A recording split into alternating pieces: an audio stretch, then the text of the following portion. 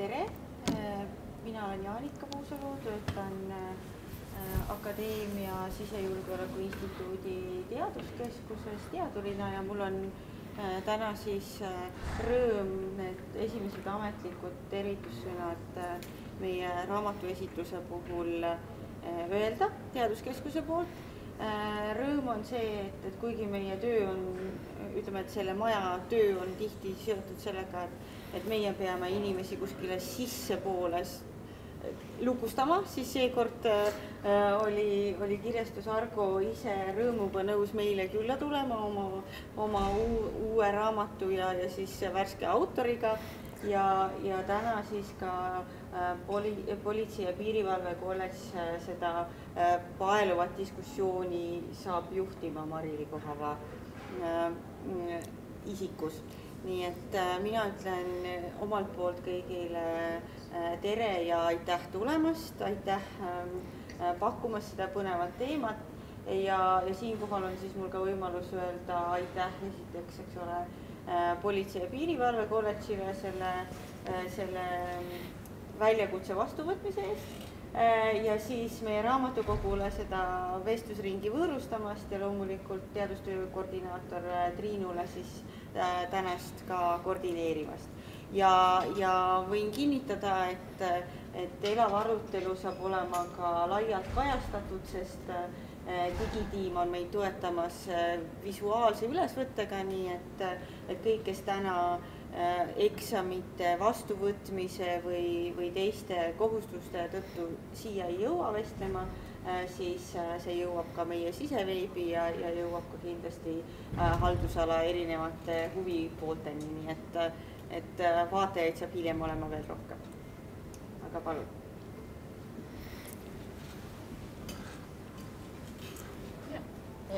Mina olen Marili Kohava, siis Politsei- ja Piirivalvekolledžis siis süüteomenetluse õppetooli lektor ja meie olen siis kaasatud siis toredasti, kuna me tundub, et see on puhas meie õppematerjal, mis mõlemad, mis siin laua peal on. Et selles mõttes suur rõõm, et täna siin olla ja annamegi siis sõna teile, et räägite meile siis esmalt siis õiguspsühholoogia trendidest, arengutest ja tutvustate oma raamatu. Ja, suur aitäh kutsumast, et ma kohe istun tagasi tooli peale ka, aga et suur tänu kutsumast ja rõõm on siin olla ja kui see tore kohtumine sai paika planeeritud, siis ma mõtlesin, et kuna see õiguspsühholoogia valdkond on, millega ma olen viimased paljud aastad tegelenud, siis ma annan ka väikse sellise ülevaate mõningatest võrgustitest ja mõningatest sellistest olulistest juhistest, mis viimasel ajal on ilmunud, ehk siis mille rakendamisega praktikas võiks ka Eesti liituda neid arvesse võtta ja peale seda ma räägin siis sellest, et kust see uus raamat pärit on, miks see on kirjutatud, millest see on kirjutatud ja võib-olla veel mõned mõtted enne kui siis küsimuste-vastuste vooru juurde läheme. Ja kui ma mõtlesin, et mis siis on need viimase 2-3 aasta olulisemad arengud hästi laias võtmes, siis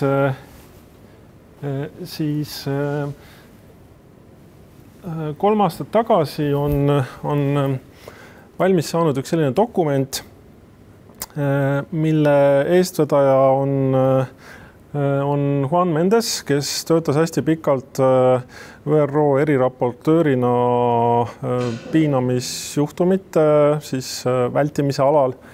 Ja kui ta oma raportööri töö lõpetas, siis pani ta kokku töörühma juhtnööride paika panemiseks, kuidas siis igasugune info kogumine võiks käia selliselt, et see oleks eetiline, seaduspõhine ja põhineks ka teadustulemustel, mitte inimeste enda ainult kogemustel või arusaamal praktikast. Ja 4 aastat siis käisid erinevad oma ala spetsialistid nii psühholoogia kui õiguse valdkonnast koos ja selle tulemusena valmis siis selline 40-50 leheline juhendmaterjal, mis vähemalt minu hinnangul oleks hästi oluline tõlkida ka eesti keelde, sest nende erinevad tõlked on juba aset leidmas ja lätikeelne versioon on olemas, nii et me peaksime kiirustama, mis annavad siis hästi sellised head juhtnöörid väga mitmel tasandil. Ja millest need juhtnöörid siis koosnevad, suures plaanis on seal 6 erinevat plokki, et ma lihtsalt mainin nad ära, väga pikalt see sisse ei lähe, aga ühelt poolt siis miks selliseid juhtnööre vaja on, kuidas need juhtnöörid võiksid olla rakendatud praktikasse, kuidas siis kindlaks teha haavatavaid menetlusosalisi, igasuguseid haavatavaid menetlusosalisi ja sellega ka arvestada siis erinevate inimeste kas ülekuulamisel või info kogumisel.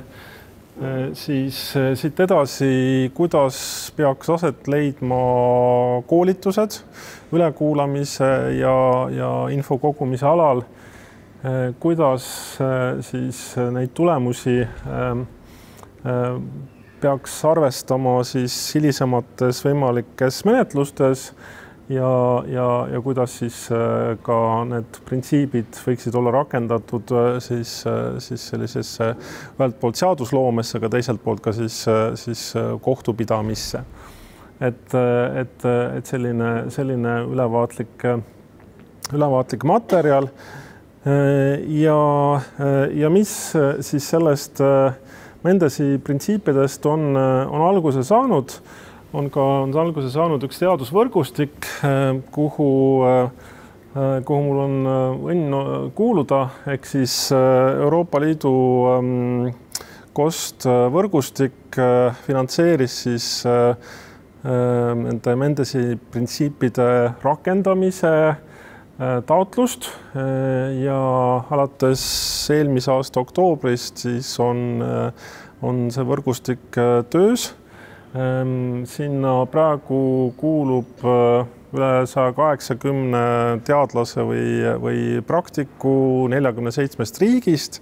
Meil on olemas siin koduleht ja millega see võrgustik siis järgmise juba 3 aasta jooksul tegeleb, ongi siis püüda erinevates Euroopa riikides, aga ka mujal maailmas neid printsiipe teadlikustada ja siis ka praktikasse rakendama hakata. Ja selles osas siis eks ole näha, millised need tegevused ka siin Eestisse jõuavad, aga et oluline oleks alustuseks need printsiibid ka eesti keelde tõlkida.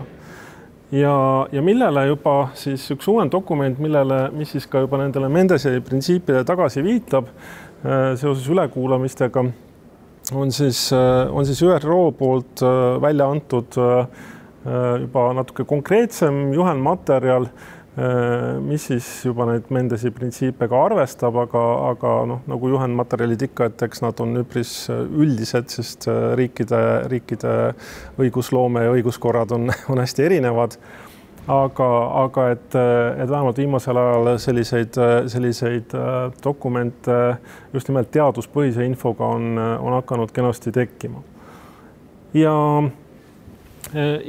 üks ülevaateartikkel, millesse ka mina panustasin siis just ülekuulamise treeningu ploki osas, tuli siis välja sel aastal ajakirjas Psychology, Crime and Law, mis on siis teadlaste pöördumine siis praktikute poole, see on vabavaraline artikkel kõigile kättesaadav, ehk siis kuidas alaealiste siis ülekuulamine kriminaalmenetluses peaks aset leidma ja mida siis arvestada selle ülekuulamise planeerimisel, läbiviimisel, hilisemal hindamisel ja ka siis täiendkoolitusel.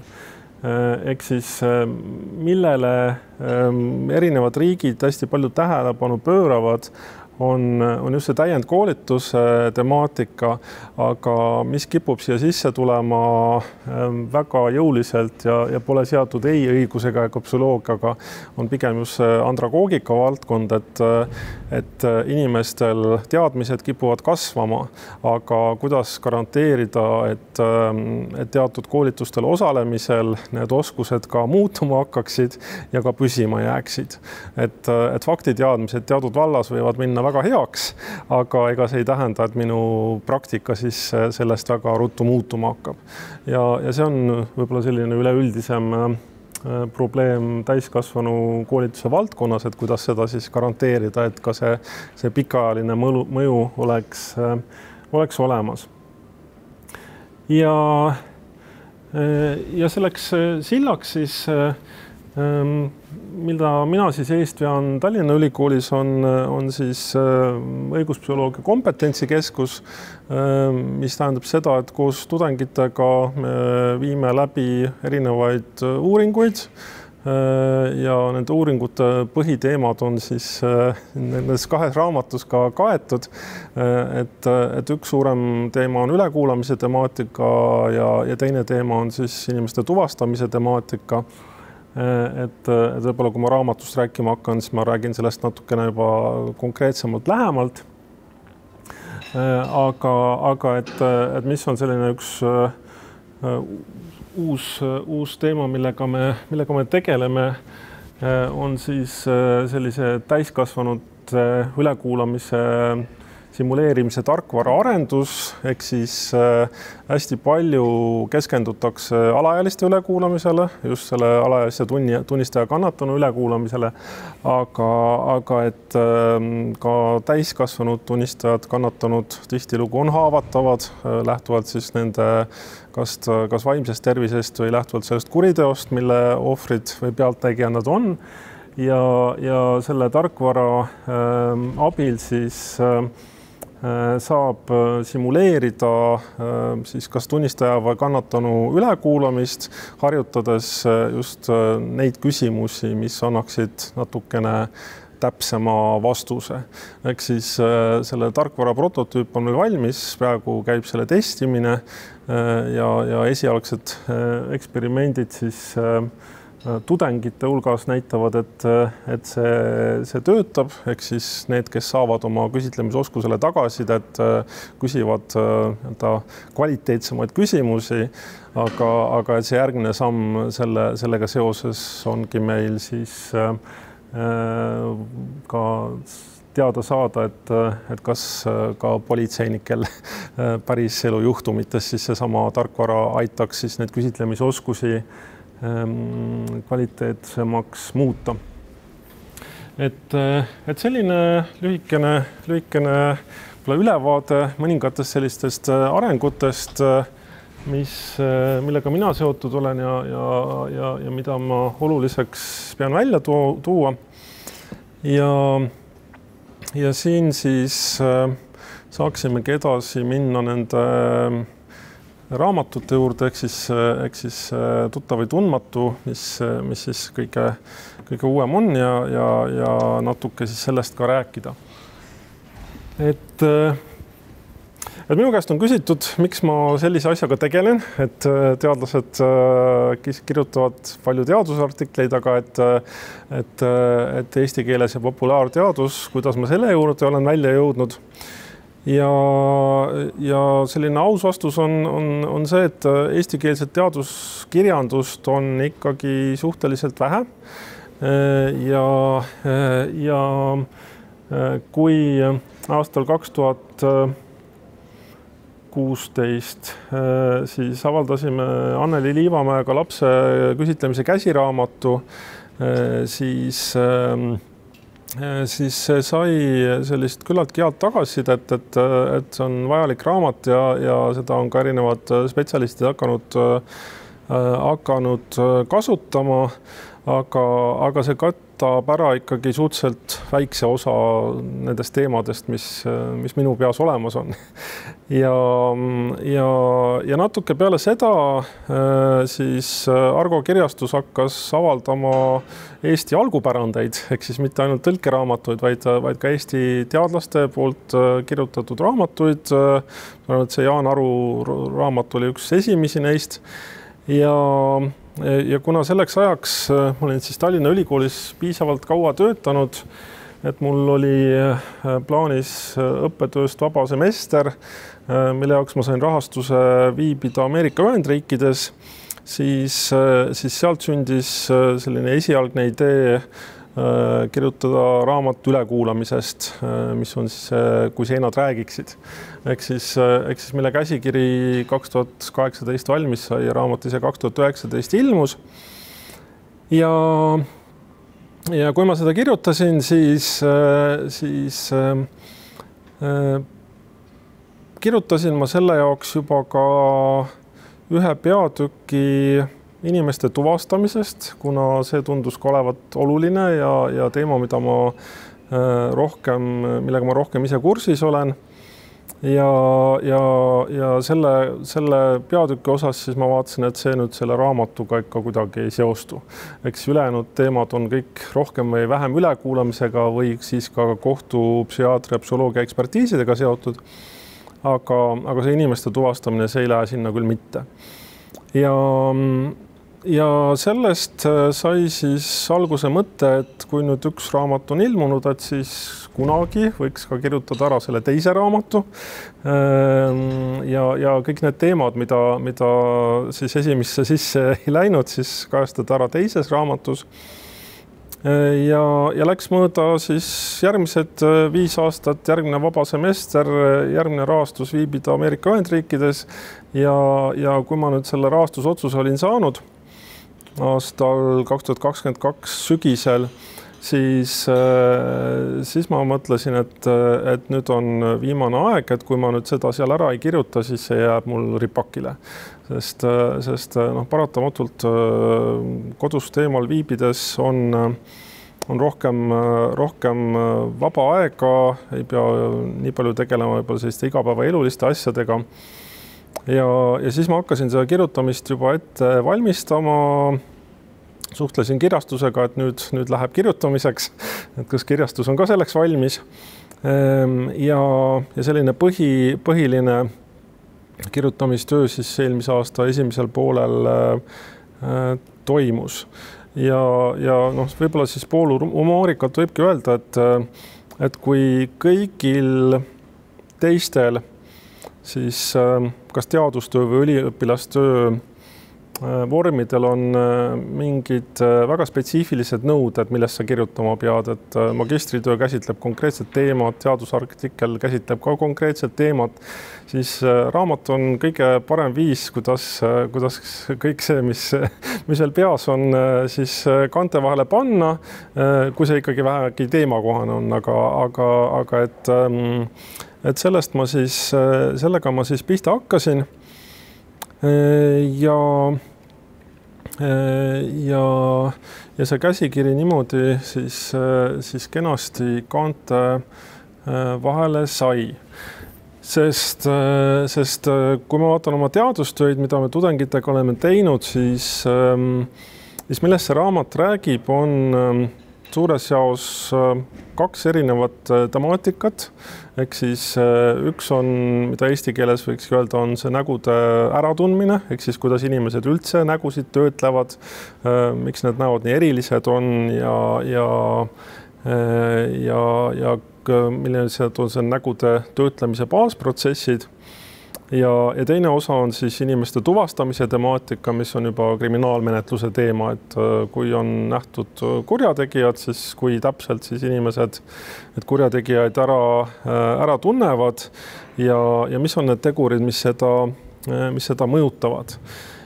ja kui ma siis kirjutama hakkasin nii-öelda protsessi mõttes, siis ega mul head mõtet ei olnud selle koha pealt, et mis need erinevad peatükid seal on, et kirjutamise käigus need teemad hakkasid sellistesse plokkidesse kujunema. Aga et selline üldine läbiv joon on siis ka just nimelt nende psühholoogia teadmiste kasutamine õigussüsteemis, ehk siis millest ma kirjutan, on ikkagi rohkem psühholoogia perspektiiv, et neid viiteid Eesti seadusandlusega ma teen, aga kuna ma hariduselt jurist ei ole, siis ma selles olen ettevaatlik, aga kuna psühholoogia uurimusi on selles valdkonnas tehtud praeguseks nii-öelda väga kvaliteetsel kujul kuskil 45 aastat, siis seda kirjandust on juba piisavalt kogunenud ja mis on ka võib-olla selline huvitav koht, on see, et paradigmad, kuidas mõnda asja vaadatakse, on ka selle ajaga muutunud. Ehk siis kui lugeda natuke vanemat kirjandust seal aastast 2005, 20 aasta tagust, siis võrreldes praegusega mõned arusaamad on erinevad. Ehk siis see annab ka sellise ajaloolise ülevaate natukene. Ja kui ma seda siis kirjutama hakkasin, siis muidugi ma mõtlesin kõige olulisemad asjad kirjutada ära alguses ja ega kuna inimestele vähemalt psühholoogias raamatute kirjutamist ei õpetata, pigem artiklite kirjutamist, siis selle kirjutamise protsessis sai mõned asjad ümber tõstetud, ehk siis raamat peab ka olema selline, et inimesed ka teise peatükini välja jõuaksid, mitte ainult esimese peatükini.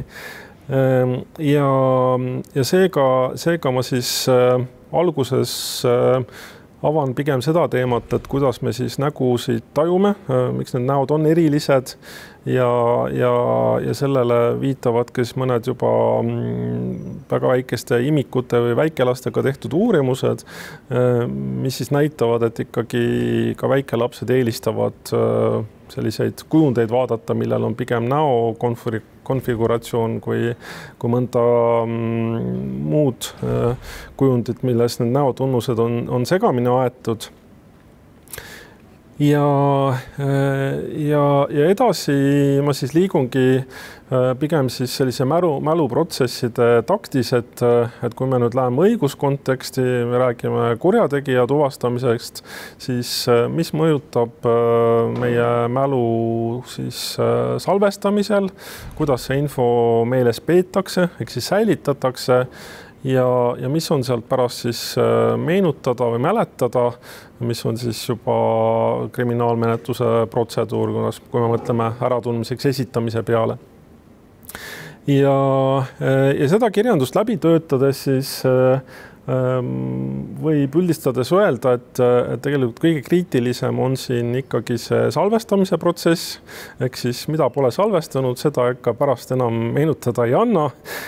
Ja kui see meenutamise protseduur läheb võib-olla väga survestavaks, siis inimene võibki teha selle valiku, mis on sügavalt ebatäpne, et see ka mida uuringud näitavad, on just see, et see inimese mälu haprus, peame sellega arvestama siis selle tuvastamise protsessis.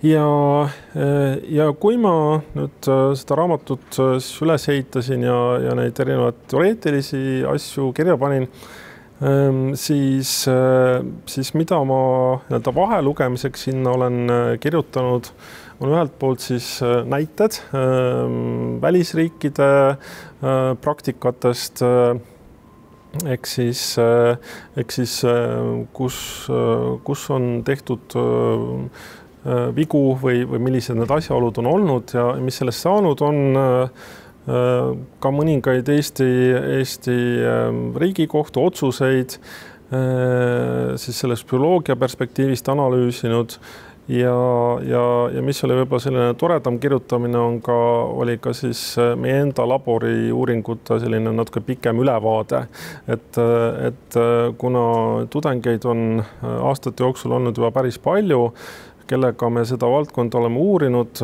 paljud neist on ka juba oma üliõpilastööd ära kaitsnud, aga nende põhjal me oleme kirjutanud ka teadusartikleid, siis andis hea võimaluse siis ka neid natukene lähemalt refereerida. Et mõeldes siis ka kas tulevase psühholoogia või ka õigusvaldkonna tudengite peale, et mis on need uurimused, mis on ka Eestis võimalikud läbi viia. Et see ei ole midagi sellist, et välismaal uuritakse või tehakse, aga paljud uurimused ka tehniliselt on Eestis vägagi võimalikud, lihtsalt see nõuab teatud planeerimist ja teatud sellist eelteadmist, kuidas neid läbi viia. Ja nendest näidetest, mis mulle võib-olla kõige rohkem meeldivad, ongi siis Haagi inimõiguste kohtu näited, kus ühes artiklis kohtuekspert neid analüüsib, kes pidi neid juhtumeid siis kohtule tõlgendama, et miks inimesed just selliselt mäletavad või ei mäleta. Ja sealt on kenasti näha, et kui habras see meie mälu tegelikult on.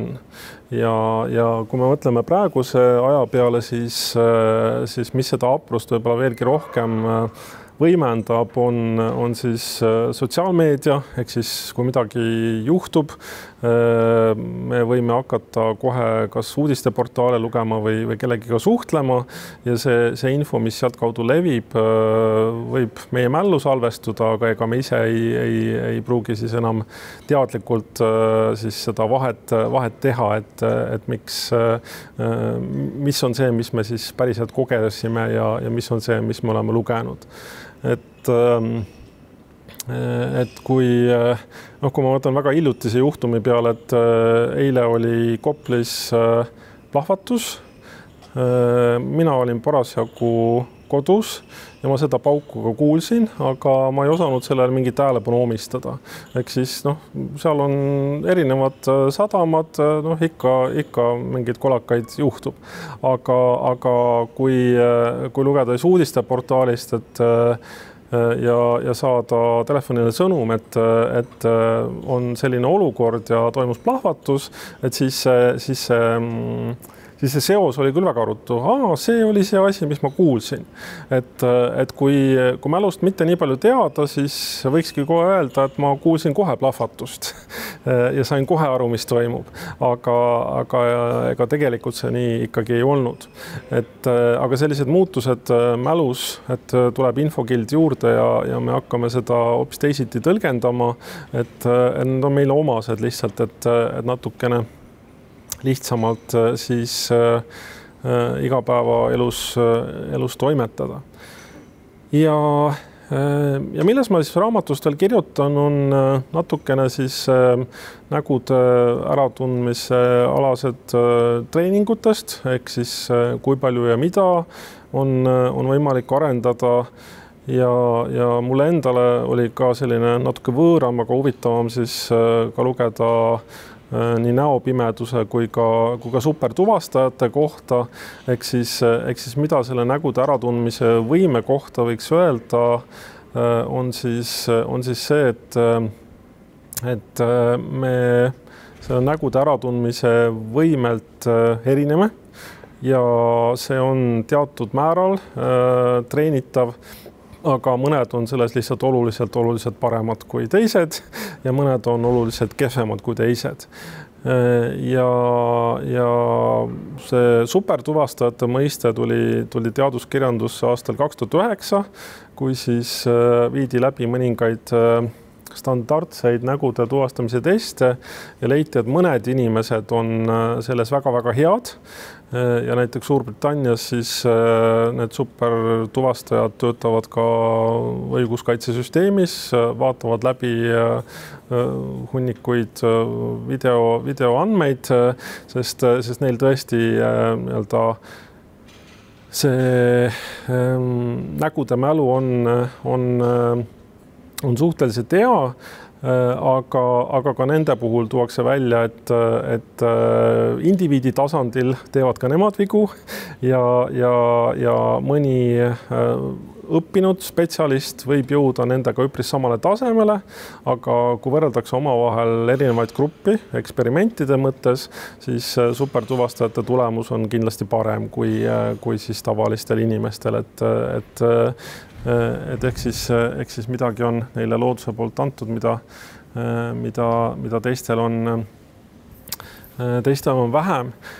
Ja mida ma ka raamatus mainin, aga väga põhjalikult ei kirjuta, kuna see valdkond areneb praegusel ajal väga suure hooga, on just nimelt tehnoloogia kasutamine siis nägude tuvastamisel, kui me võtame näiteks piirivalve konteksti ja teine valdkond siis võib-olla fotorobotid, et kui inimene seal on mälupilt kurjategijast ja selle abil siis kurjategija nägu siis visualiseerida, et mis nendes tehnoloogia uurimustes on võib-olla minu jaoks huvitavam psühholoogina ongi pigem see, et igal juhul jääb ka tehnoloogia tegema vigu. Küsimus on lihtsalt, kuidas neid aparaate seadistada ja ka need algoritmid ju pärinevad tegelikult inimeste mõttetööst.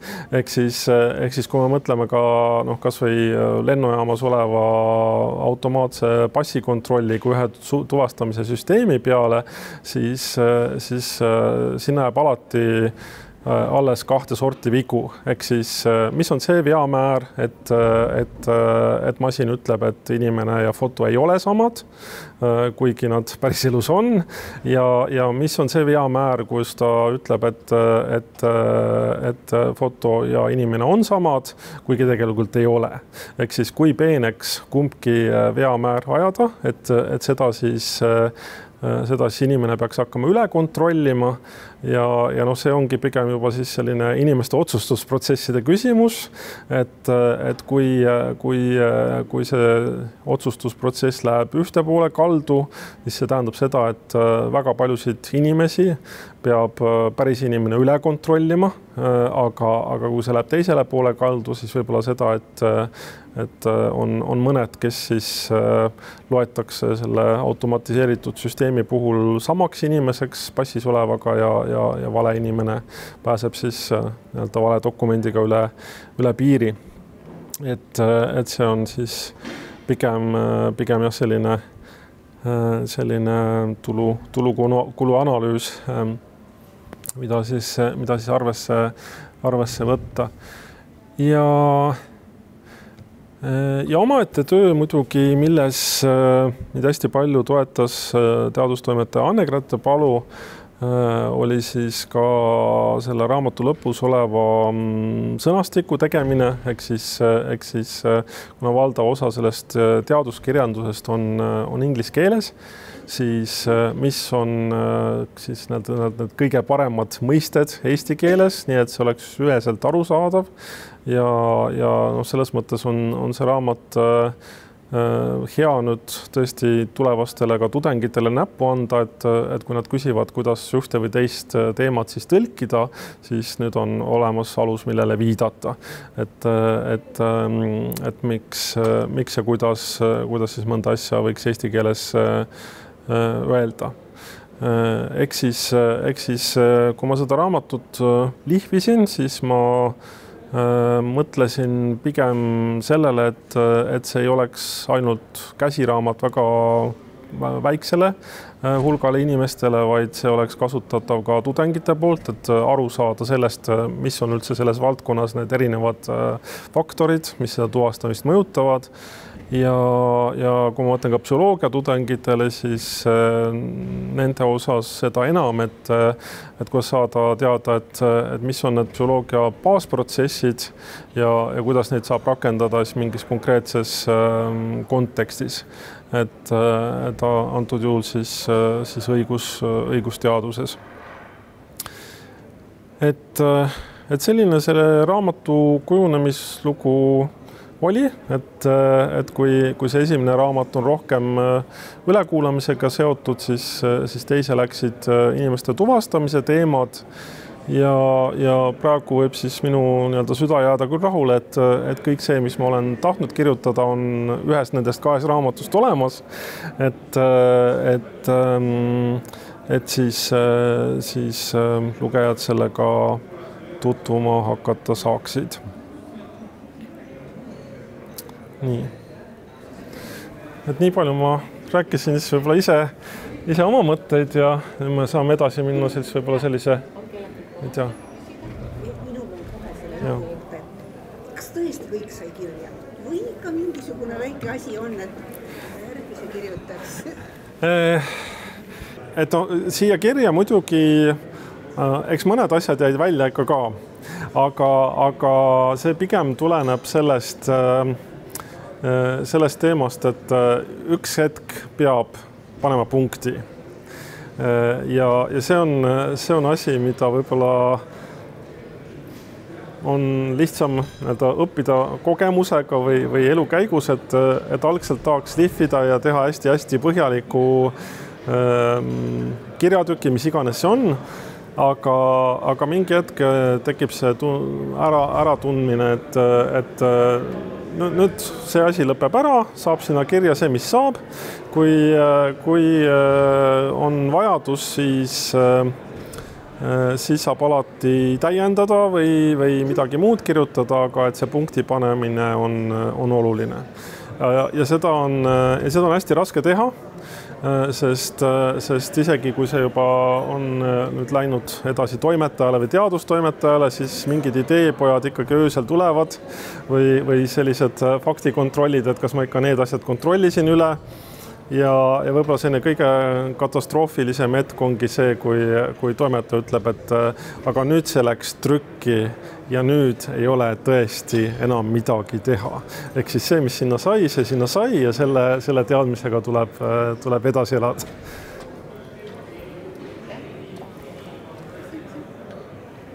Kui ma siis teen võib-olla sissejuhatava juttu, et lugesin seda raamatut, mis teeme sosistasin juba ka, et läbi lugenud, sest see oli nagu tõeliselt põnev, et täpselt just nii nagu ütlesid, et see raamat on mitu eesmärki. Üks on see, et ma sain teada selliseid asju, mida ma oleks võinud juba aastakümneid kasutada. Arvestades ma olen töötanud politseinikuna ja kõiki neid toiminguid oma elus läbi viinud. Teistpidi hakkasin nagu tavakodanikuna, vaatasin, et see isikusamasuse tuvastamisega seonduv, et mis asi see siis on, siis ma avastasin, et järsku on super äratundja, et millegipärast mina mäletan oma klassikaaslasi ja koolikaaslasi ja aastakümnete tagant, ja nemad mind tänapäeval ära ei tunne, miks. Ja selle sama äratundmisega on veel üks tore lugu, et me oleme igapäevaselt ju kanname vormi ja me oleme päevade kaupa ja kuude viisi samade tudengitega koos. Ja kui me näeme neid kaupluses, eraviides, mina tunnen nad ära, aga nemad ei tunne mind. Ütleb, et see on nagu tore. Aga teistpidi, väga huvitav, et need seosid, et ma võtsisin, et miks see niimoodi on, et ühed tunnevad. Aga see tema vormiriiete kandmine, et see on hea näide, sest see ongi, et kuidas me seda konkreetset nägu salvestame. Ehk siis, kui me salvestame seda vormis ja siis keegi tuleb, kes on, ma ei tea, tavalise T-särgi või teksadega, et siis see kontekst on hoopis teine. Ja seal võibki olla siis see küsimus, et ma väga hästi ei mäleta. Aga kui see salvestamine on olnud juba sügavam, siis on, vahet pole, mis riideid ta kannab, ma ikkagi tunnen ta ära. Just, et mina vaatan ilmselt tudengeid teise pilguga, et nad on kõik vormis sama, aga mina tunnen, et see on huvitav hea tähendus. Ilmselt on ka teiste pilguga. Kaitseliitlus on täiesti tavaline. Sama kohal, kui sa lähed õppustanud, sa lähed teises kontekstis, keegi ei tunne ära. Ja muidugi teine asi on see, et kui see on töö, siis see praktika, sa ikkagi õpid, et näiteks silmade vahel autos ja muud sellised parameetrid, et kui sa tead neid, sa oled õppinud neid märkama, tudengid ei ole, kompetentsi tase ikkagi on hästi palju selles töös.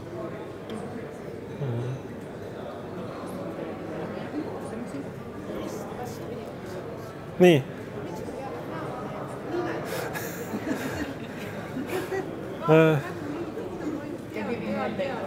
Jah. Aga see näod ja nimed, et see lähebki kokku kenasti selle teoreetilise käsitlusega, et selle nägude töötlemises on hästi mitu taset ja see nimi on lihtsalt erinevat tüüpi info võrreldes sellega, kuidas me inimest tajume. Ehk siis üks osa, mis siin välja tuleb hästi, on see enda ja teisest rassist inimeste tajumine. Et oma rassist me teeme suhteliselt palju inimeste vahel vahet, aga et kui meil teiste rastidega on vähem kogemusi, siis nad võivad kõik tunduda ühtemoodi ja see tähendab seda, et teatud see töötlemisaste ei ole ilmselt piisav olnud selle salvestamise hetkel. Ehk siis siin see küsimus võiks olla selles, et kui näod jäävad hästi meelde, siis me nimede puhul peame ise hakkama ka teadlikult rohkem võib-olla pingutama selleks, et teha see seos selle nime ja selle inimese vahel. Sest kõik, kes on näiteks sellise õpetaval elukutsel, võibki olla, et kui ma loen õpilaste nimekirju, siis kõik on tuttavad nimed. Kui ma vaatan klassi, siis kõik on tuttavad näod. Aga kui need on liiga palju ja igaühega sellist piisavalt individuaalset suhtlust pole olnud, siis on hästi raske seda ära seostada. Ja teine võib-olla küsimus on ka selles, et kui palju meil on vaja, eks siis mõnel osal ongi see, et me lihtsalt hakkame unustama, et nägu jääb meelde, aga kui seda inimese nime ei ole igapäevaselt nii palju vaja, et siis me selle komponendi unustame ära. Jaa.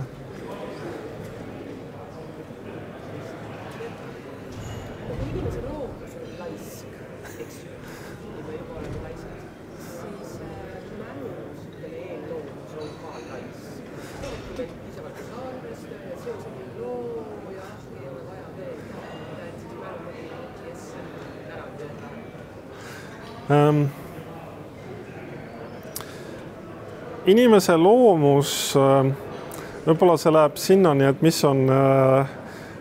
mille jaoks on need tegevused olulised, mis me igapäevaselt teeme, on ikkagi ühelt poolt kohaneda muutuvate olusega, nii indiviidi tasandil kui ka meie liigi tasandil ja teine osa on siis see, et kuidas aidata ajul neid protsesse teha võimalikult ökonoomseks.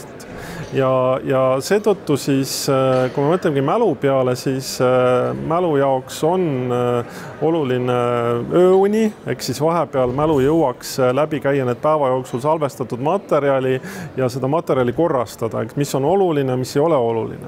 Sest need inimesed, kelle kohta siis teaduskirjanduses kirjutatakse kui sellise absoluutse mäluga inimesed, kellel ei lähe mitte ükski asi meelest ära, siis nemad peavad ju tunduvalt suuremate hunnikute info seast leidma selle õige info ülesse.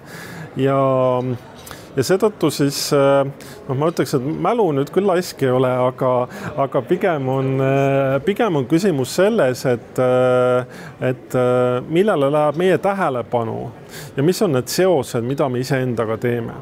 Ehk siis kui palju me mida meelde jätame, kuhu see meie tähelepanu läheb, et see võib olla juhuslik, aga see võib olla ka teadlik ja ma arvan, et siit tuleb see erisus sisse, et kui ma mõtlen ka kriminaalmenetluses, et siis politseinik võib väga siira usuga küsida, aga te olid seal olukorras 5 minutit. Mis mõttes see inimese nägu ei jäänud meelde? Aga kui ma seal olin ja ma vaatasin hoopis muid asju, et mind ei huvitanud see konkreetne inimene, ma vaatasin hoopis, ma ei tea, kuidas kuuseladvast vaiku tilgub, et siis ma vaatan rohkem seda ja need teised stiimulid jäävadki vähem meelde. Ehk siis mida ma seal raamatu lõpupoole ka välja toon, on need üleüldised soovitused, kuidas siis tuvastamise protsessi võiks läbi viia, nii et ühelt poolt see aitaks meil meenutada ja teiselt poolt kuidagi ei suunaks ega survestaks. Aga me jõuame ikkagi välja sinna juurde, et kui see info pole salvestunud, siis ei ole salvestunud. Ehk siis kriminaalmenetluse mõttes, kui me ülekuulamisel küsime, et kirjelda kurjategijat või mis sul tema kohta meeles on ja ta oskabki meil öelda, et ainult, et oli mees või naine, siis siin on ikkagi menetleja jaoks psühholoogi vaatenurgast tõsine küsimus, kas seda äratundmise esitamist üldse läbi viia. Sest mehed või naised, see on väga lai kategooria ja see tähendab, et see mälu selle konkreetse inimese suhtes on suhteliselt ahtake. Et see on pigem juba seal otsustamise koht. Et sina, et menetleja, sa võid nüüd vastu diskuteerida. Tegelikult järgmine mõte, et tegelikult täna on nagu praktikas levinud, et see praktika on õige on levinud see, et kõik inimesed tuleb üle kohe, vahetult, hästi kiiresti. Et kas see tähendab seda, et on justkui mälupilt siis parem, kui nüüd järgmine? Et kas see on nagu õige mõte, mida täna praktikas, et me täna seda sellist tehakse? Et ükskõik, on ta siis sündmuse tunnistaja, või on ta kannatanu, või on ta ka kahtlustatav, siis kõigi käest võiks saada ütlusid kohe. Siin on üks aspekt on see kiiruse aspekt, ehk siis mida rohkem aega möödub, seda rohkem me kipume unustama, sest sellise kuriteo puhul me ei pruugi olla kindlad, millele inimene seal tähelepanu pööras. Et mõned asjad võisid talle olulised, mõned asjad mitte. Aga ütleme, teine pool, mida siia juurde võiks tulla, on just see, et kas inimene praegusel hetkel on meiega valmis rääkima, sest mõnel hetkel ta võib olla nii traumeeritud, et ta täna ei ole valmis rääkima ja ta ei pea olema selleks kannatanud, ta võib ka tunnistaja olla, et siis on juba selline kaalumise koht, et kas inimese heaolu või siis mälu, et mulle tundub, et siin see inimese heaolu võiks olla natuke suurema kaaluga, sest mälu mõttes seal nii suurt erinevust ei tohiks olla, kas täna või homme versus sellega, et kas homme või nädala pärast. Et see nädal ilmselgelt on juba liiga palju, aga kui me võtame ka teadusuuringuid, siis üks osa mida ka teadlastele ette heidetakse, on see, et paljud uuringud viiakse läbi stiilis, sa midagi näed ja sa kohe meenutad. Ehk siis sealt seda unustamist ei jõuagi tekkida. Aga et kui seal vähemalt juba nädal aega on vahet, siis sellega mõned asjad lähevad meelest ära ja mis meelde ilmselt jääb, on see põhiline osa nii palju kui võimalik. Jah. Aga sa ise ju rääkisid ka seda asja, et mina mõtlen, et siin võib hoopis see olla, et sa ütlesid, et kuulsin midagi ja siis lugesin, et see oli see. See oli see. Et kui nädal aega hiljem kuulen, siis ma juba naabriga rääkisin, kes ütles, et aga ma arvan, et äkki see võis see naaber olla ja siis juba räägiti. Et see on, jah.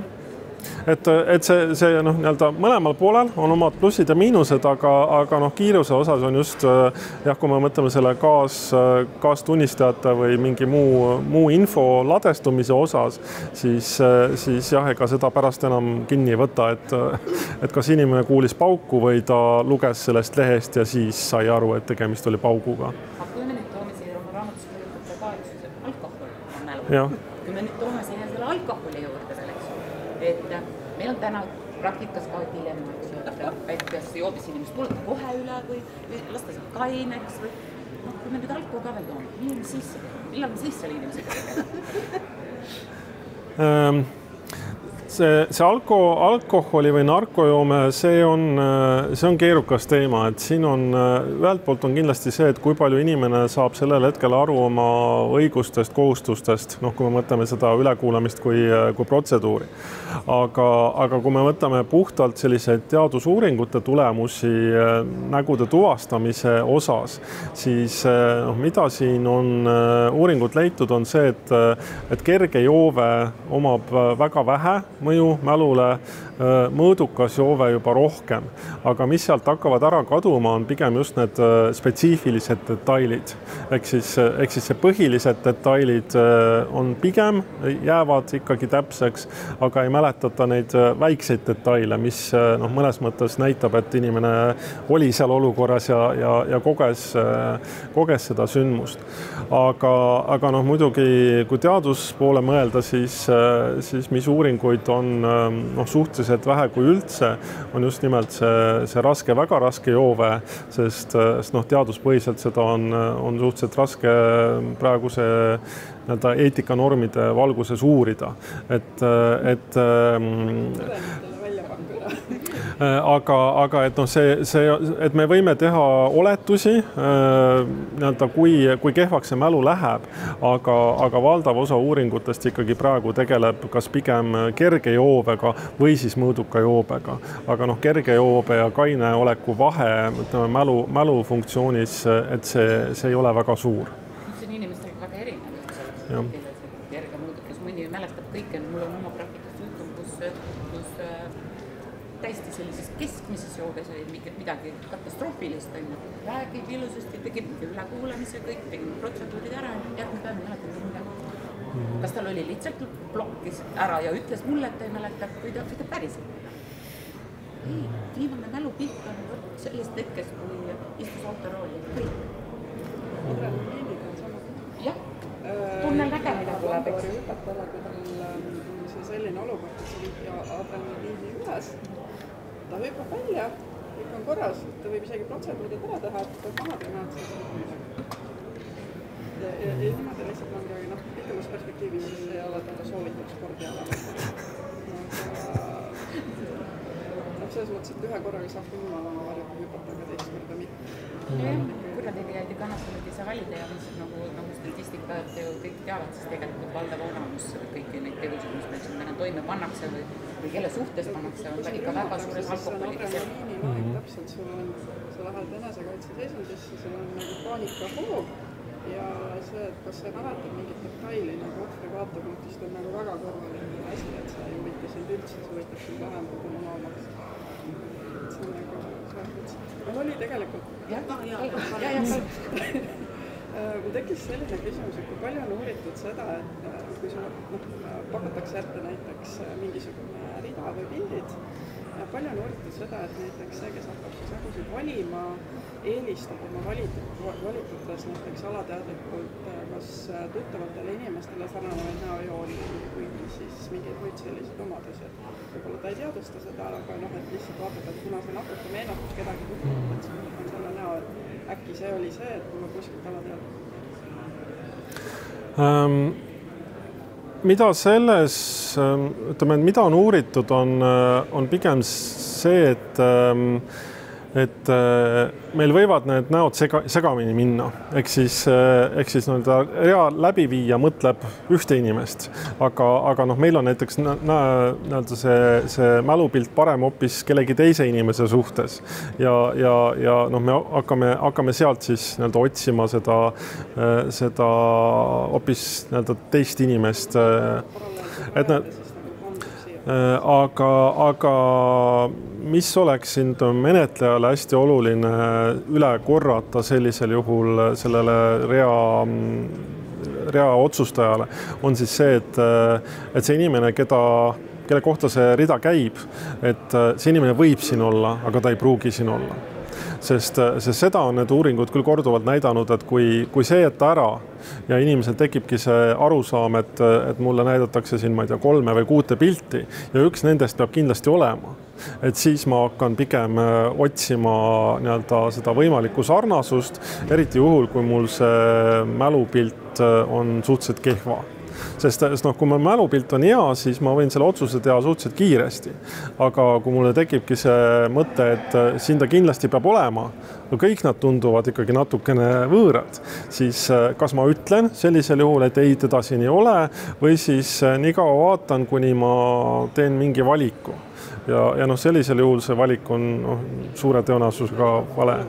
Seostub hästi palju sellise kahe momendiga, üks on see, et keegi oli kuskil uudistes või siis kedagi otsitakse kuskil uudistes, siis kõik hakkavad nägema.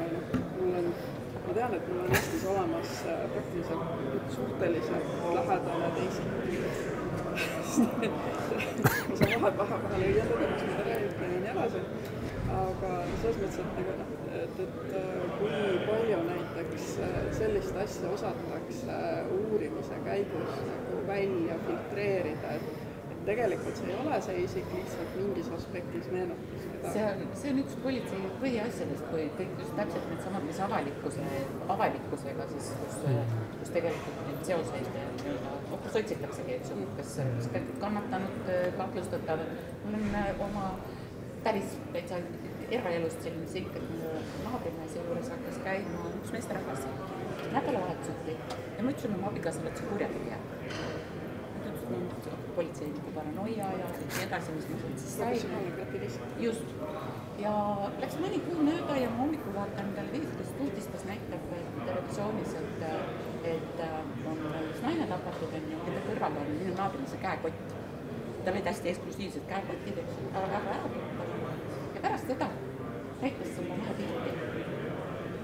See pilt oli siis aastate tagune, kus ta oli tegelikult taguotsitav ja mul oli see mälupilt ees.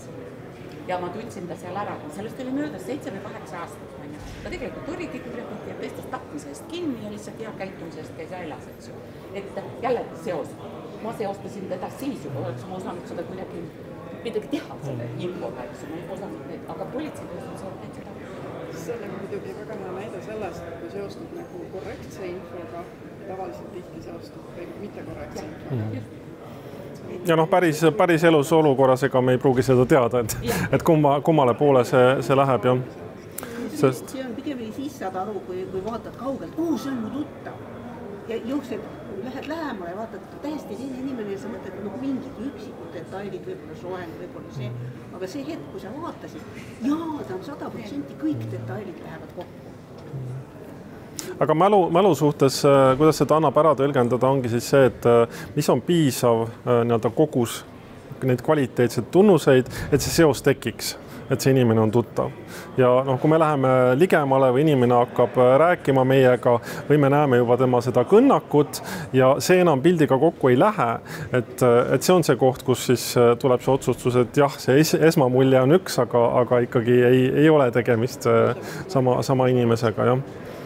Aga see sinu näide, mis sa tõid sellest, et kui need teatud nägusid siis tõesti meedias näidatakse või esitatakse, siis ega peale seda see äratundmiseks esitamise rea läbiviimine on igal juhul juba kahtlane, sest isegi kui inimene ütleb, et ma teda varem näinud ei ole, siis on see sama primingu efekt, et ma võisin ainult korraks vaadata seda nägu seal uudistes ja mul ei salvestu see sellise detailsusega, et ma oskan öelda, et jah, see oli reede 17. aprill uudistes, aga et kui see nägu meile uuesti tuleb ette visuaalselt kuid hiljem, siis meie aju võib ikkagi selle ära tunda, et me ei oska öelda, et kus kontekstis me oleme seda näinud, aga et jah, see äratundmise määr on suur.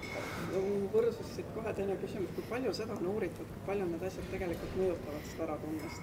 Sest ma enda poolt vaadates, et nii palju kui uudiseid vaata, ma olen raudkindel, mina küll seda inimest tänaval ära ei tunne. Et mulle võib kõiki neid ridasid näidata, et ma ei tunne isegi kuulsusi alati ära, mõningaid võib-olla tunned, aga et kui palju on uuritud seda, kui palju sellel on põhja all, et see tegelikult mõjutab? Et võib-olla inimesed arvavad, et mõjutab, aga see inimese arvamus nende uuringute põhjal pigem on see nihkes, ehk siis mõned inimesed arvavad, et nad on paremad äratundjad, kui nad tegelikult on, aga et eks see ikkagi selgub selle äratundmise ajal, mis otsuse inimene seal teeb. Sest praegu kriminaalmenetluses ka uurija võib seda küsida ülekuulamisel, et kui ma näitaks sulle selle rea, kas sa sealt tunneksid ära, aga psühholoogi vaates see on hüpoteetiline olukord, et et kui mul on piisavalt infot ja näiteks ma inimest olen näinud kauem, siis ma võib-olla ütleks jah, et jah, tunneks küll. Aga kui see minu jaoks oligi väike aeg, tähelepanu ei läinud sinna, siis inimesed on enda suhteliselt kriitilised. Ja ta võib seal öelda, et ei, ma ei tunneks ära, aga kui see protseduur läbi viia ikkagi, siis seal ta võib teha ikkagi täpse tuvastamise. Ehk siis see on ka meie, ütleme, selle kindlushinnangu osa natuke. Sest millega see seostub ülekuulamise mõttes on kõiksugu semantiline info, nimed, numbrid, automargid, autonumbrid. Et kui inimese käest küsida, kas autonumbrit nägid, ei näinud. Aga sa mõnda numbrit või tähti oskad öelda? Oskan küll, AB02. Ja politseitöö mõttes see tähendab seda, et ikkagi ma saan küllalt suure hulga autosid välistada, et nemad sinna ei kuulunud, et ma pean lihtsalt välja mõtlema, et kui nüüd seal, ma ei tea, automargi mudeli värvi juurde saab, siis nii-öelda see hunnik autosid, mis pinnale jääb, on ikka suhteliselt väike. Aga kui inimese käest küsida, et kas sa mäletad, siis ta ütleb, et ei, ma ei mäleta. Sest tema arvab, et see mälu võib käia ainult selle täiusliku numbri kohta. Ma tean kõike 3 tähte, kõike 3 numbrit. Ja tegelikult on päris mitu kahju. Aga mina võib-olla olen ka selline inimene nagu Marili, et näod jäävad meelde ja ma võin tundide kaupa vaielda kodus Aasia draamasid vaadates, et kes on kes. Me guugeldame, siis tuleb välja, et ma ei tea, millisest draamast keegi on. Aga mida ma olen ka täiskasvanuna aru saanud, et õppijana ma olen väga visuaalne. Et ma mäletan võib-olla seda, kus näiteks asjad on tekstis lehekülgedel või mingisugust pilti või erinevaid sõnakombinatsioone, mitte alati kas sisuga, aga just seda visuaali.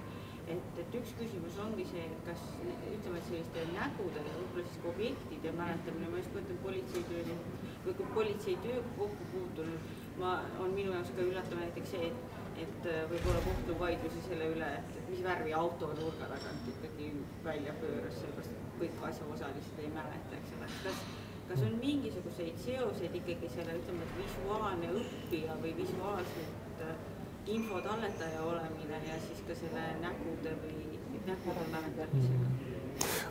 Minu jaoks see pigem läheb sinna, et kuhu läheb meie tähelepanu ja mis seoseid me teeme mis iganes tüüpi infoga, et see meile hakkaks paremini meelde jääma. Sest sisuliselt see, mida te kirjeldate raamatu lugemisel, see võiks olla see õppimisstrateegia, et inimesed loevadki raamatuid erinevalt, mõnele jäävad meelde nii-öelda ühtemoodi, mõnele teistmoodi, aga et mis teoseid ma selle salvestamise ajal juba teen, mitte enam meenutamise ajal, sest meenutamise ajal seal me saame toimetada ainult selle infoga, mis meil mälus on. Aga mida rohkem me salvestamise ajal juba neid erinevaid seoseid saame teha, et seda kindlam on ka see, et hiljem see materjal meile ka täpselt meelde tuleks. Sest kui me mõtlemegi, see võib-olla Aasia seriaalide näide on hea, et kui ma neid varem vaadanud ei ole, siis mulle alguses tunduvadki, et paljud näitlejad see on täpselt ühtemoodi. Aga kui neid hakata rohkem vaatama, erinevaid sarju, siis tuleb välja, et ma ei tea, seal Korea või Jaapan, et Hiina, et seal on täpselt samad näitlejad, kes mängivad peaaegu igas seriaalis.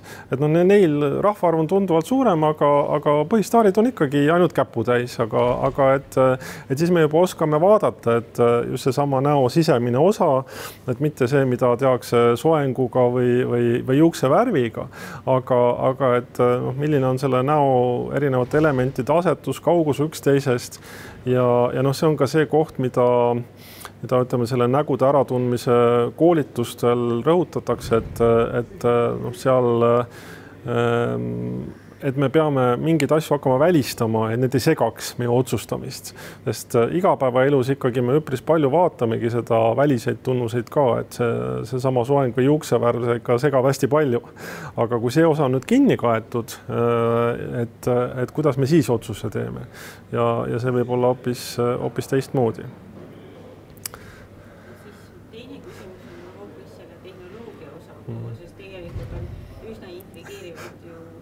see ka ikkagi masintuvastuse kõik, mis seal raamatu kaane peal on. Ehk siis kas selline inimese oskus nägusid tuvastada, et ma ei saa öelda, et kas see on nagu kaduv kunst, vaid kas on oht, et me ikkagi ühiskonnana liiguda sinna suunda, kus masin peab kinnitama ennem kui meie ka usume. Et nüüd, kui üha rohkem seda biomeetria tuvastus ja nii edasi läheb kogu aeg paremaks, et kas just nendest tulevikutrendidest rääkides, kas masin peab alati olema inimesel abiks või teda lausa nagu nügima õigesse suunda, et kas see on tulevik?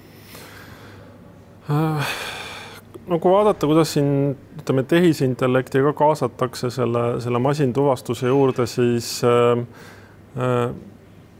ilmselt see masintuvastus läheb järjest täpsemaks võrreldes sellega, mis tüüpi vigu ta teeb, aga küsimus on nüüd meile inimestena, et kuidas me ka ise tahame, et see mingi protsess oleks. Sest ühtepidi inimene tahaks justkui nagu masinat uskuda, et kui masin mingi otsuse teeb, et siis meie oleme ka sellega nõus, kui see masina loogika tundub meile aru saada.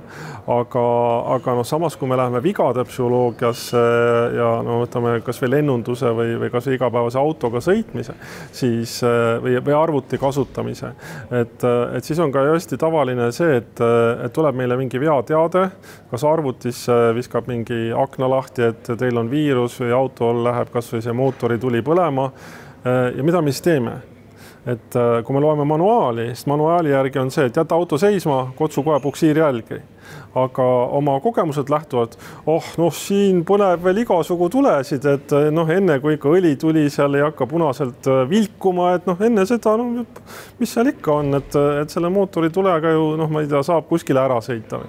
Aga et kui see auto ikkagi 2 kilomeetri pärast täiesti välja sureb ja kuskil enam ei sõida, et siis on see, et tõsi, et seekord vist tõesti oli siin see veateade õige.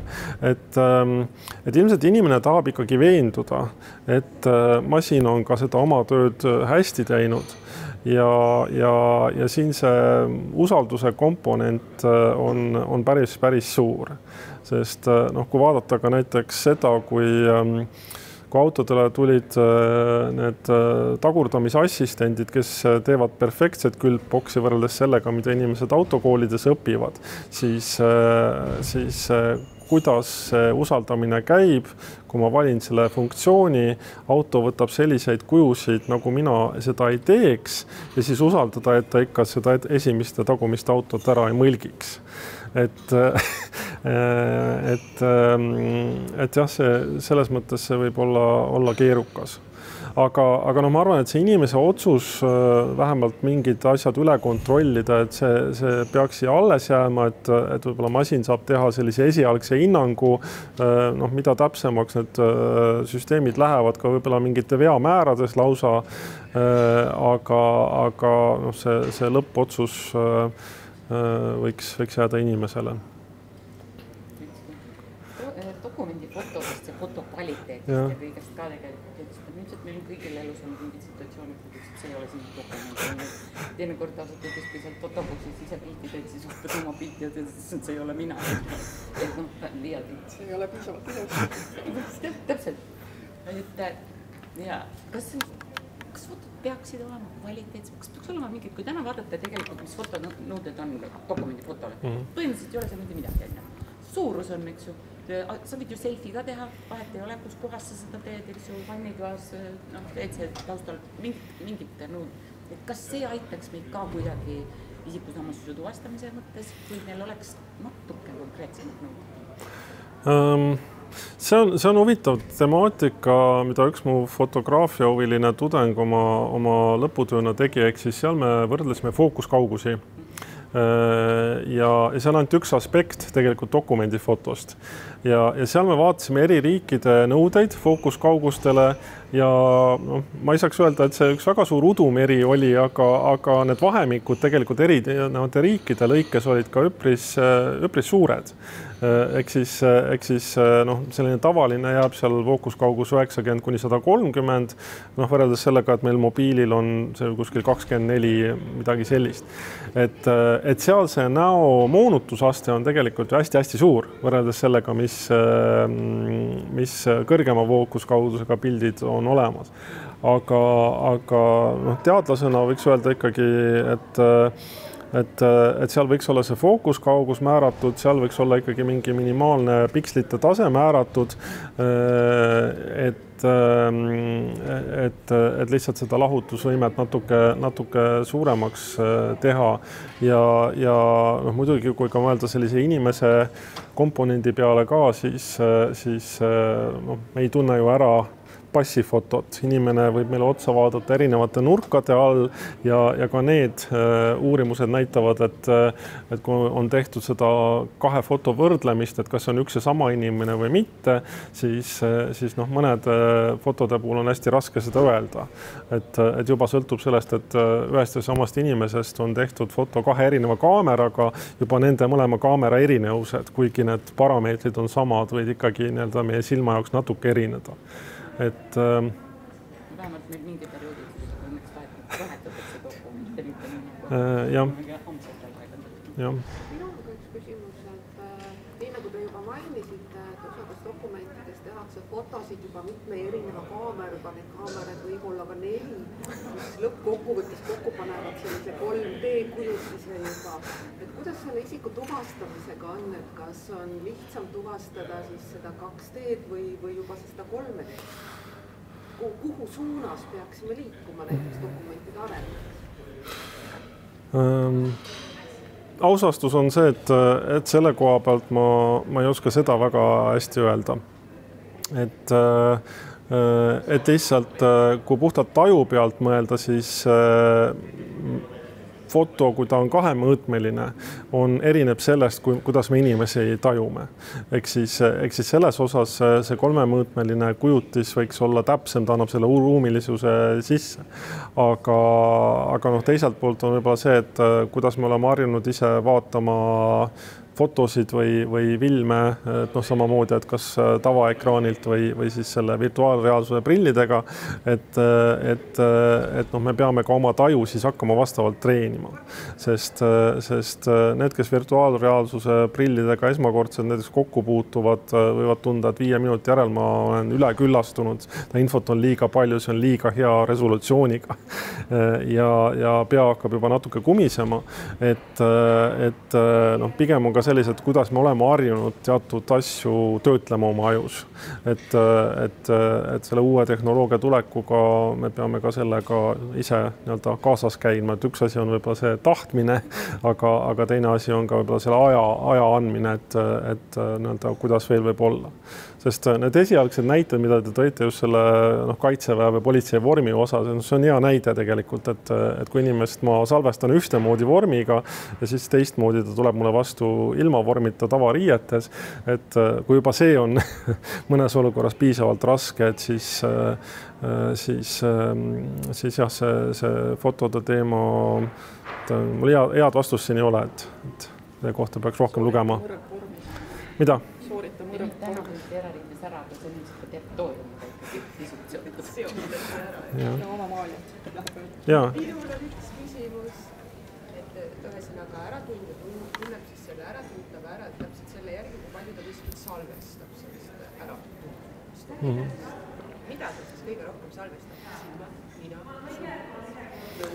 Kas selles osas et mida siis mul inimesena nagu kõige lihtsam siis nagu ette salvestab? Kui vaadata selle põhjal, mida me tuvastamisel teeme, siis tuvastamisel me vaatame ikkagi näo ülemist poolt, ehk siis see silmade piirkond on kriitiline, aga kui me mõtleme siis selle salvestamise osas, siis ega meil see intuitiivne ei ole, et me nüüd uut nägu vaadates siis üritame seda silmade osa rohkem salvestada. Et paratamatult meil see piltkontakt mõnes mõttes teeb selle kergemaks. Aga salvestamisel see võibki tähendada seda, et ma teadlikult üritan siis inimese näos ringi vaadata, et võimalikult palju neid seoseid erinevate näoosade vahel teha. Sest mõnes mõttes, mis oli meil see hea proovikivi, on COVID ajastul kirurgiliste maskide kandmine ja siis mõned inimesed ütlesid, et aga ma õppisin väga hästi inimeste vahel vahet tegema lähtuvalt ainult silmadest, sest muud ei olnud saadaval.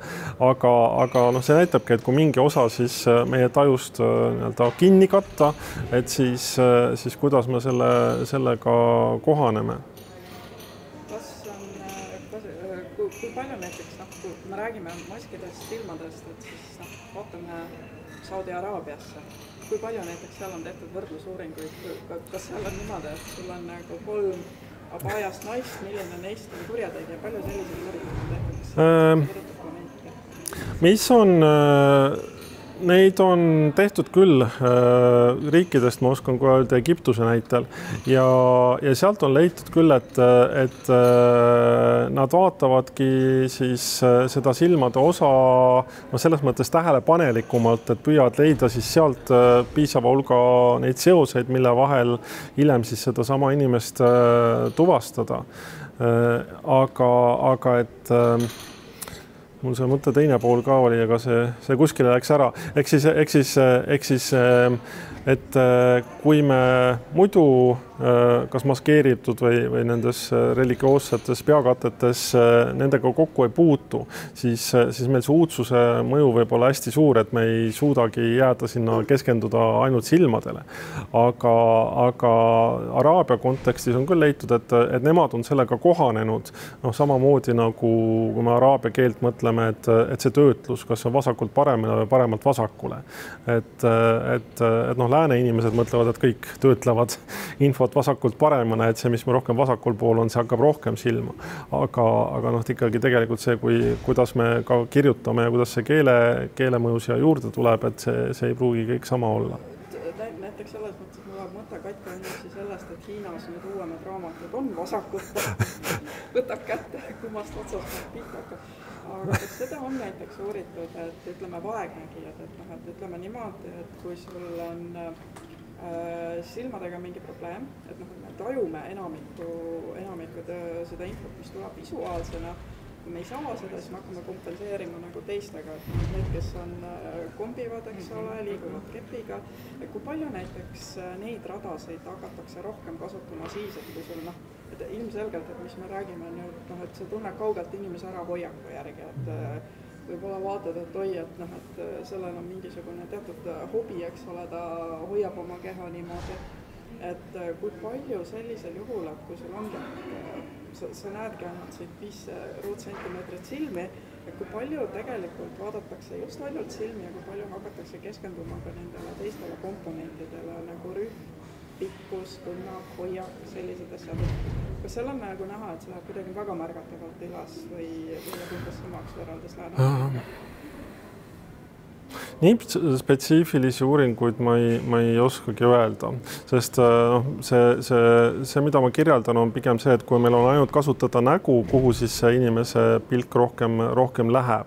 Et inimest me ikkagi üritame töötleda selles mõttes tervikuna, et mida rohkem on infot iga parameetri kohta, mitte ainult nägu, seda paremini me kindlustame, et me hiljem selle inimesega ära tunneme. Aga siin saabki määravaks see, et kui huvitatud me sellest konkreetsest inimesest oleme, kui huvitatud me mingist muust stiimulist oleme. Kas tulevik võib minna sinna, et äratundmiseks ei esitata mitte näopilti, aga videosalvestus sellest, kuidas näiteks inimene käib ja liigutab näiteks?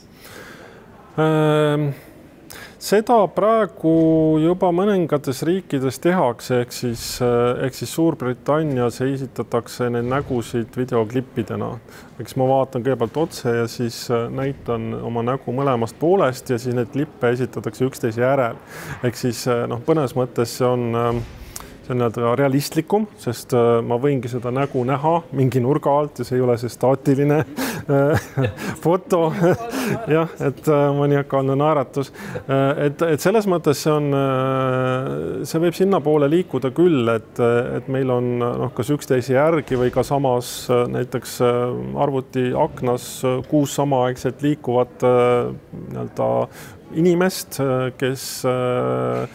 kelle hulgas siis valik teha, aga pigem on siin küsimus ka juba kohtusüsteemile, et mis on see piisav otsustamise ajend, sest kui ma ütlen, ma nägu ei mäleta, aga ta käib täpselt samamoodi. Et kas see on siis piisavad kedagi sealt tuvastada või hiljem. Kas need liikuvad näopildid on nagu tõstnud tuvastamise täpsust? Liikuvad näopildid, selles mõttes nad ei ole seda langetanud, aga tuvastamise täpsuse osas me läheme ikkagi sinna, et kui ei ole salvestanud, siis näita kas või videot, aga et kui meelde ei tule, siis meelde ei tule. Et see oli pigem see hirm algselt, et kas need videosalvestuse klipid teevad selle tuvastamise ebatäpsemaks. Aga seda praegu uuringud ei ole näidanud, et see meediumis vahet ei ole. Sest kui me mõtleme ajalooliselt, siis esitleti ju inimesed reana samas ruumis ja seda on lihtsalt logistiliselt järjest raskem ja raskem korraldada, et andmebaasis nende fotode leidmine on suhteliselt lihtsam. Aga kui me seda rea vahetu läbiviimisele mõtleme, siis seal on ka selle läbiviija enda roll ju hästi-hästi suur, et kuidas seda protsessi juhib ja psühholoogiline aspekt, näiteks kannatanu puhul, see on ka ilmselt. Aga seal, mida need juhtnöörid ka välja toovad, ongi see, et sellele kannatanule või tunnistajale tuleb väga selgelt öelda, et uurimine läheb ka edasi, juhul kui sa ei vali kedagi välja, juhul kui et see ei tähenda seda, et kui sa täna valikut ei tee või kindlasti pead otsustama, et keegi seal reas on, et ainult see on selline väärtuslik tõendi osa. Ei ole. Kui see isegi inimene ütleb, et ma ei oska otsustada, ma ei tea, ma ei vali kedagi välja, see on sama hea teadmine, sest mõnes mõttes me laboris teame seda baastõde, aga päris menetluses baastõde selgub ju sellest, mis need erinevad tõendi osad kokku annavad. Ja õnneks meie menetluses ilmselt ainult äratundmiseks esitamise rea põhjal vist kedagi süüdi ei mõisteta, et on muud ka siia juurde vaja, aga teiste riikide näitel see võibki olla üheks põhiliseks tõendi liigiks, et ma ju tundsin ära.